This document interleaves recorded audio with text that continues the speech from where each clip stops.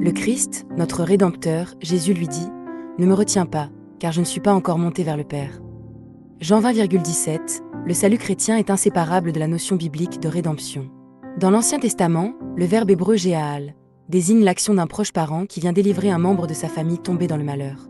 Selon la loi de Moïse, LV 25,25 à 54, seul un proche parent pouvait exercer ce droit de rachat.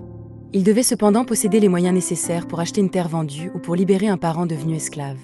Celui qui accomplissait cette mission était appelé le Goël, le Rédempteur. L'histoire de Ruth en offre un magnifique exemple.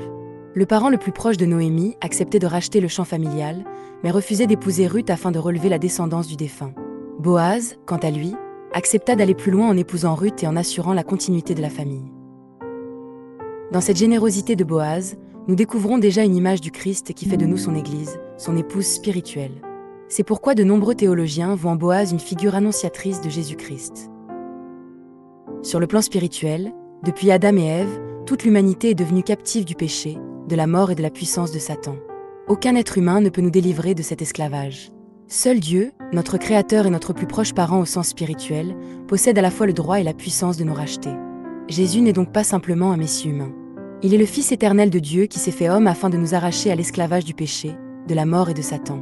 Mais le Christ n'est pas venu seulement pour restaurer les bénédictions terrestres. Il est venu pour nous introduire dans une communion éternelle avec lui, en faisant de nous son épouse spirituelle et en nous donnant part à la vie même de la Sainte Trinité. Si nous ne découvrons pas, grâce à Jésus-Christ, que nous sommes devenus enfants de Dieu, et si cette identité n'est pas pleinement restaurée en nous par l'Esprit Saint, nous ne pouvons entrer dans toute la richesse de l'œuvre du salut. Lorsque Jésus vint dans le judaïsme du 1er siècle, beaucoup attendaient un Messie. Pourtant, la majorité de ceux qui se considéraient comme le peuple de Dieu ne l'accueillirent pas. Seul un petit nombre de disciples reconnut en lui le Messie promis. Toutefois, ils ne comprenaient pas encore pleinement qu'il était le Fils de Dieu venu dans la chair. Ce n'est qu'après sa résurrection, et surtout après le don de l'Esprit Saint, qu'ils saisirent toute la profondeur du mystère de sa personne. La première personne à rencontrer le Christ ressuscité fut Marie de Magdala, celle dont Jésus avait chassé 7 démons. Dans la symbolique biblique, le chiffre 7 évoque souvent la totalité. Nous pouvons ainsi voir en Marie une femme entièrement délivrée de l'emprise du mal et appelée à entrer, comme tous les croyants, dans une communion d'amour avec son Seigneur. Nous ne devons donc pas nous souvenir de Jésus uniquement lorsqu'il nous délivre d'une maladie ou d'une épreuve. Une fois le danger passé, il est si facile de reprendre notre vie comme si Dieu n'était plus nécessaire. Or, notre vocation est bien plus élevée. Nous sommes appelés à devenir un avec le Christ. Depuis son ascension, Jésus est présent parmi nous par l'Esprit Saint. La rencontre de Marie de Magdala avec Jésus ressuscité se situe précisément entre la résurrection et l'ascension. C'est pourquoi Jésus lui dit « Ne me retiens pas, car je ne suis pas encore monté vers le Père.